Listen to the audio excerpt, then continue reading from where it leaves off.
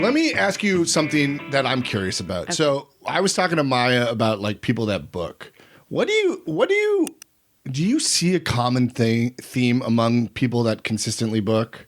Like, is there something there? Like Courtney Richard. I met Courtney Richard outside of Allison Horn casting at the last place you guys were on off of whatever, Melrose or whatever.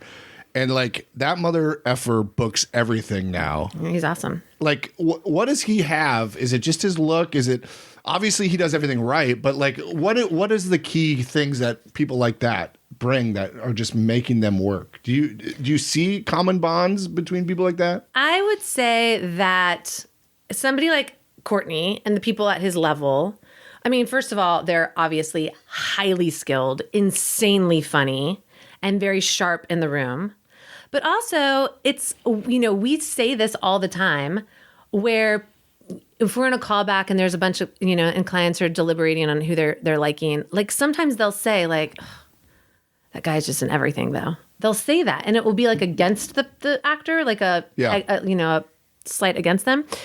And we'll often think like, yeah, I know they book everything. There's a reason for that. Right. And it's like, once your sort of ball is rolling, it's just like it clicks in. You just like understand this muscle, this like, which is what I always call it. Like the commercial muscle is so much different than the theatrical one.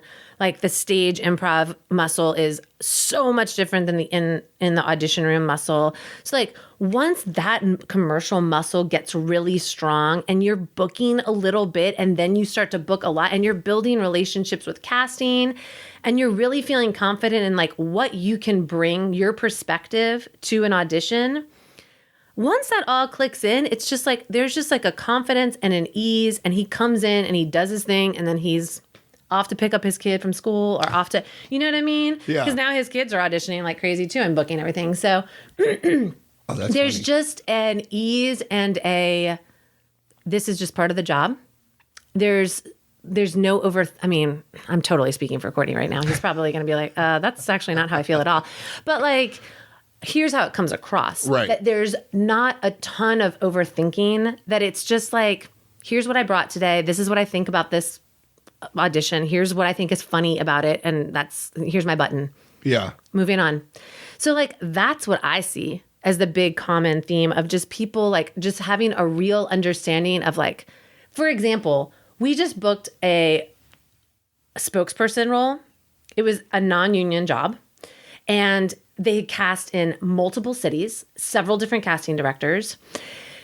And they were very specific about what they wanted the recast. We were going to do we were the third casting team to pick up and try to find this for them.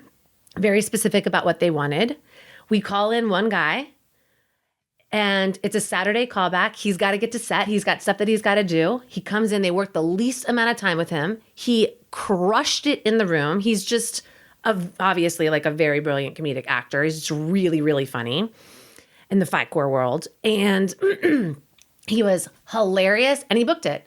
And it was just like, yeah, there was no like, okay, if, like asking me like, okay, if I do it like this, or do you think like if I do it like this in the room, or like hanging out for a little bit afterwards and like, if they need anything different, like none of that. It was just like, okay, thank you so much. Take care. On to the next thing. There's just like this confidence and this just like part of the job. Moving on.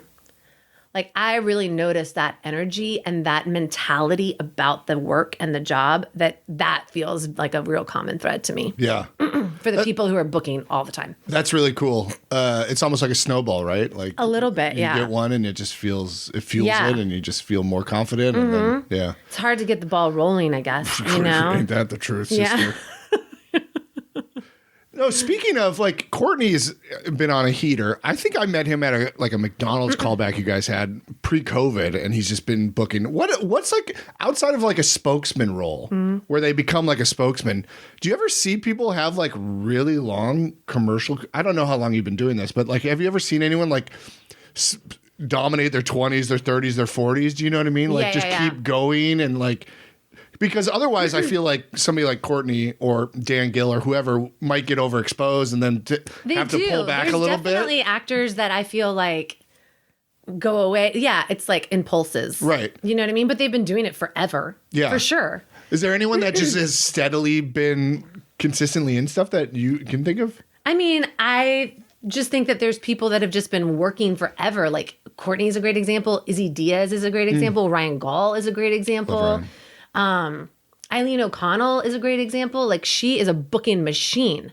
And then she pulled, you know what I mean? Like was in a ton of stuff for a little while and now she's like pulled back again. You know what I mean? It's just like, yeah, there's tons of actors that I think have been doing it forever.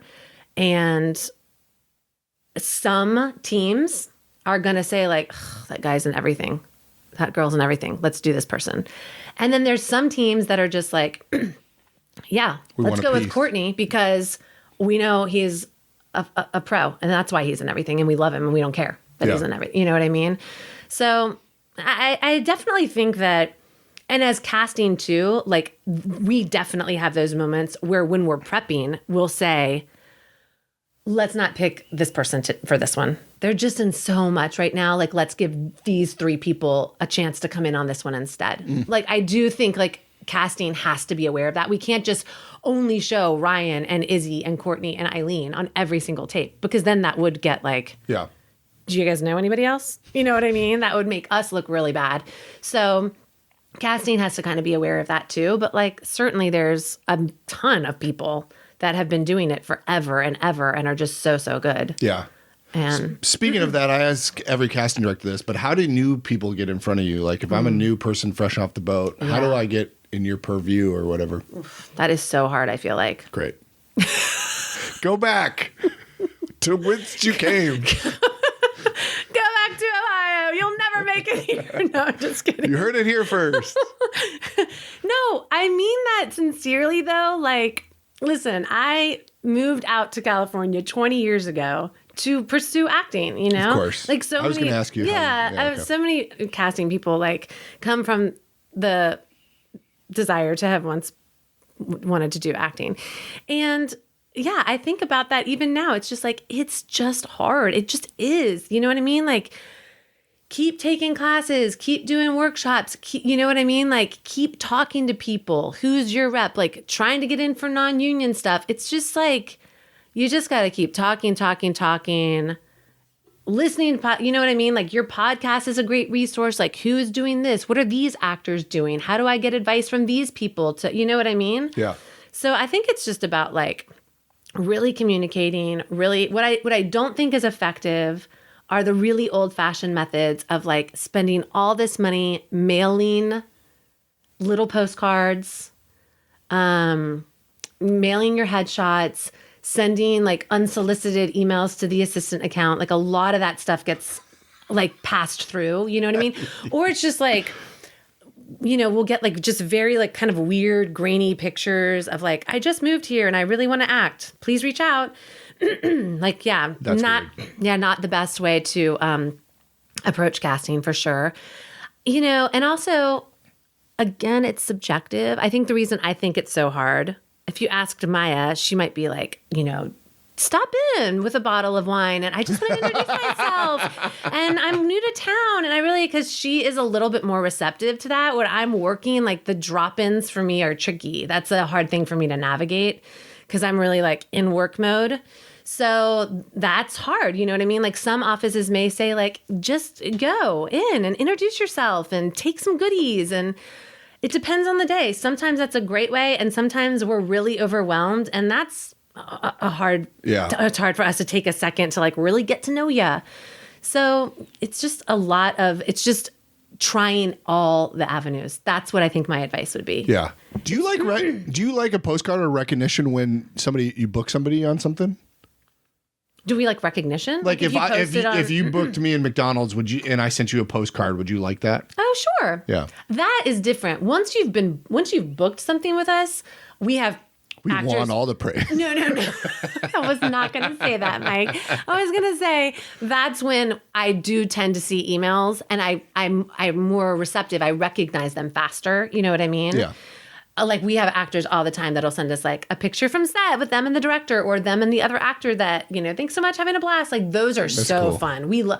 I would prefer that over a postcard, like an email of you on set because we're never on set. So those pictures are really fun for us. Why don't you guys ever go to set? I know. We're like the only casting directors that don't, I feel like. You should. I know. You mean commercial or you guys?